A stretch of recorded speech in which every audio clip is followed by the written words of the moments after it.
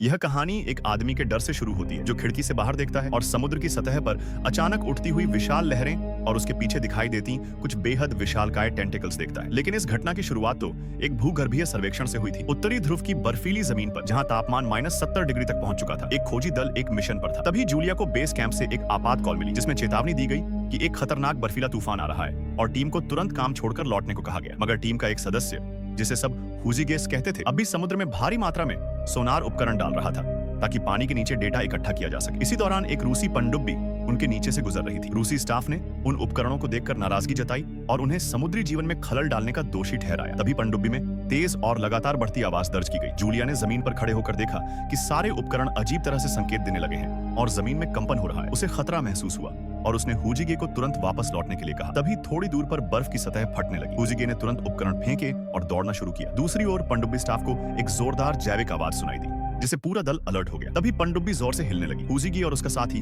तेजी से कैंप की ओर भागने लगे, मगर चारों तरफ बर्फ फटने लगी और दोनों गिर पड़े। उनकी बर्फ में चलने वाली सवारी फट गई। जब उन्होंने पीछे मुड़कर देखा तो उनका बेस कैंप समुद्र में डूब रहा था। जूलिया इस मंजर को देख रोने लगी। पनडुब्बी का संतुलन बिगड़ गया और अंदर मौजूद लोग दीवारों से टकरा गए। अंत में कमांडर ने इमरजेंसी बायोएसी बटन दबा दिया। जल्द ही सेना को पनडुब्बी से संपर्क टूट गया और उन्होंने मान लिया कि कोई हादसा हुआ है। उन्होंने तुरंत एक बचाव दल रवाना किया। दूसरी ओर जूलिया और हुजीगे बर्फीले तूफान में फंस चुके थे और किसी से संपर्क नहीं हो पा रहा था। अगली सुबह वो पैदल बाहर निकलने की कोशिश कर रहे थे। तभी हुजीगे को पनडुब्बी का इमरजेंसी बायोएसी मिल गया। वो दोनों वहीं रुक गए ताकि बचाव दल उन्हें ढूंढ सके। बचाव टीम ने बायोएसी का सिग्नल पकड़ लिया और तुरंत उसकी दिशा में बढ़ चली। लेकिन तभी एक व्हेल झुंड पनडुब्बी का रास्ता रोक लेता है, जिससे कप्तान को सोनार चालू करना पड़ता है। इससे आवाज के डर से व्हेल हट जाती है, मगर कुछ देर बाद वापस आकर उन्हें घेर लेती है। फिर अचानक सब व्हेल बिना वजह वहां से चली जाती है। ये अजीब व्यवहार देखकर कप्तान को शक होता है। इसी वक्त स्टाफ को समुद्र की सतह पर तेज होती लो फ्रीक्वेंसी आवाज सुनाई देती है जो किसी विशाल जीव की ओर इशारा कर रही होती है। सब घबरा जाते हैं क्योंकि उस जीव की पहचान संभव नहीं हो पा रही थी, मगर वो पनडुब्बी के और नजदीक आ रहा था। पनडुब्बी एक संकरे बर्फीले रास्ते में घुसती है और पीछे विशाल जीव उसका पीछा करता है। टकराव से पनडुब्बी की स्टीयरिंग और प्रोपेलर खराब हो जाते हैं। सामने एक बर्फ की दीवार देखकर कप्तान रुकने का आदेश देता है और जीव वहां से दूर हो जाता है। पनडुब्बी को किनारे लाने का निर्णय लिया जाता है। उधर जूलिया और हुजीगे लगभग जम चुके होते हैं जब अचानक उन्हें बर्फ पर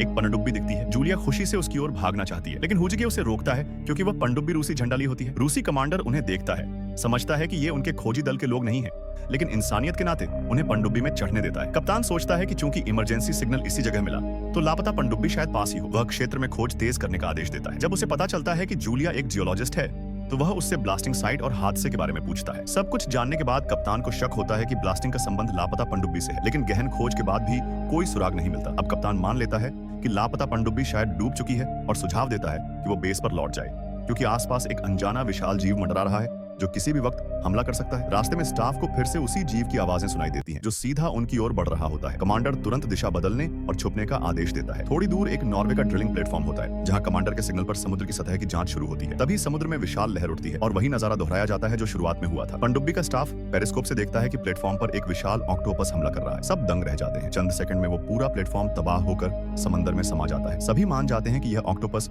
किसी भी इंसानी ताकत से कहीं ज्यादा खतरनाक है। अब वह ऑक्टोपस सीधे पनडुब्बी की ओर बढ़ने लगता है। कमांडर उसे देखकर तुरंत पनडुब्बी को 100 मीटर नीचे डाइव करने का आदेश देता है। तेजी से नीचे जाने के कारण पनडुब्बी झुक जाती है और स्टाफ गिरकर घायल हो जाता है। कप्तान को कमांडर के फैसले पर शक होता है और वह उसे हटाकर खुद नियंत्रण संभाल लेता है। अब सबकी नजरें इस पर टिकी होती हैं कि जब ऑक्टोपस पनडुब्बी के पास पहुंचेगा तब क्या होगा।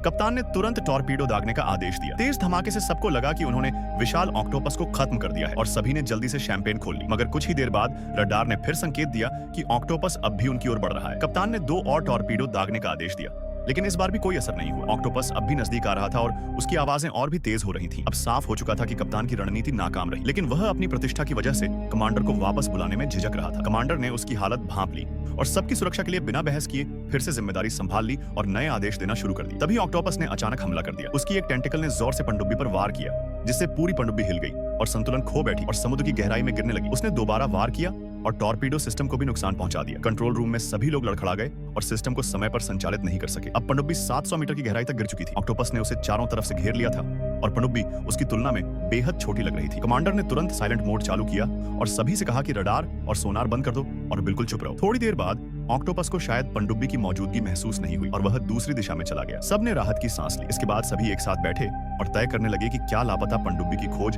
जारी रखनी चाहिए। क्योंकि उनकी खुद की पनडुब्बी भी क्षतिग्रस्त थी और कई लोग घायल थे, सभी ने मिलकर निर्णय लिया कि वे अब बेस पर लौटेंगे। पनडुब्बी लौटने के लिए मुड़ी ही थी कि एक स्टाफ मेंबर ने रेडियो फ्रिक्वेंसी पर हल्की सी नॉकिंग की आवाज सुनी। कुछ देर गौर करने पर कमांडर को शक हुआ कि यह आवाज लापता पनडुब्बी से आ रही है, यानी शायद वहां अब भी कोई जिंदा है। स्कैन से पता चला कि पनडुब्बी उनके ठीक नीचे है, लेकिन उसकी गहराई का अंदाजा नहीं लगाया जा सका। विशेषज्ञों ने बताया कि शायद यह एक गहरा खाई क्षेत्र है जो 5000 मीटर से भी अधिक हो सकता है। कई लोगों ने कहा कि इतनी गहराई में जाना आत्मघाती होगा, मगर कमांडर ने ठान लिया था कि वह इस मिशन को पूरा करेगा। वह कुछ लोगों के साथ एक डीप सी डाइविंग सबमर्सिबल में रवाना हो गया। जब वे 1700 मीटर की गहराई पर पहुंचे तो उन्हें समुद्र में कई जहाजों के मलबे दिखे। कमांडर को शक हुआ कि यह ऑक्टोपस का घोंसला हो सकता है। कुछ और खोजबीन करने पर उन्हें आखिरकार लापता पनडुब्बी मिल गई, मगर उसका पिछला हिस्सा पूरी तरह से टूटा हुआ था और बीच में एक बड़ा छेद था। वे बस यही दुआ कर सकते थे कि अंदर कोई जिंदा हो। कमांडर खुद नीचे गया और जब उसने दरवाजा खोला तो पाया कि सभी लोग जिंदा थे। ये खबर तुरंत बाकी टीम को दी गई और रेस्क्यू शुरू हुआ। चूंकि सबमर्सिबल में सभी को एक साथ नहीं ले जाया जा सकता था, इसलिए घायलों को पहले भेजा गया और कमांडर खुद अगले बैच के साथ रुक गया। सबमर्सिबल के कैप्टन ने एक ट्रैकर ऑन किया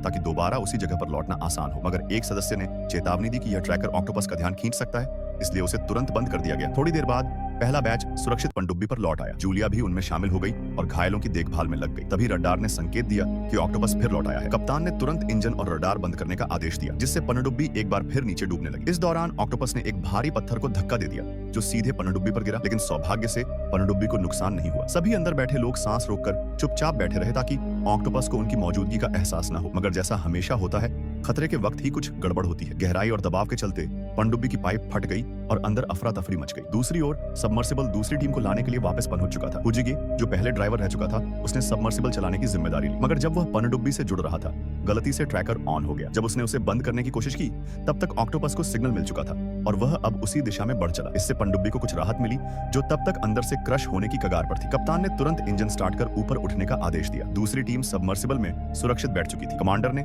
और लापता पनडुब्बी के कप्तान ने मिलकर उस पनडुब्बी के एक सीक्रेट हथियार को एक्टिवेट करने की योजना बनाई। जैसे ही ऑक्टोपस पनडुब्बी के पास आया, उन्होंने पनडुब्बी को एक बटन से सक्रिय किया। प्रेशर गिरा और सीक्रेट वेपन ने इतना शक्तिशाली धमाका किया कि उसकी लहरें अंतरिक्ष तक महसूस की गई। ऑक्टोपस चंद सेकंड में फ्राई होकर खत्म हो गया, मगर चूंकि वह हथियार बहुत खतरनाक था, कमांडर नहीं चाहता था कि बाकी दुनिया उसके बारे में जाने, इसलिए उसने पनडुब्बी का सेल्फ डिस्ट्रक्शन मोड ऑन कर दिया और उसे 5 मिनट में छोड़ना पड़ा। सब लोग समय रहते सुरक्षित सबमर्सिबल में लौट आए, मगर फिर एक नई मुसीबत आ गई। सबमर्सिबल और पनडुब्बी के बीच का लॉक फंस गया और पनडुब्बी नीचे खाई में गिरने लगी। टीम के प्रयास से आखिरकार सबमर्सिबल अलग हो गया। दूसरी पनडुब्बी पहले ही बेस पर लौट चुकी थी और सब डेक पर खड़े होकर दूसरे दल का इंतजार कर रहे थे। तभी समुद्र की सतह पर हलचल हुई और दूरबीन से देखा गया कि वही सबमर्सिबल लौट आया है। अंत में सभी लोग सही सलामत वापस आ गए।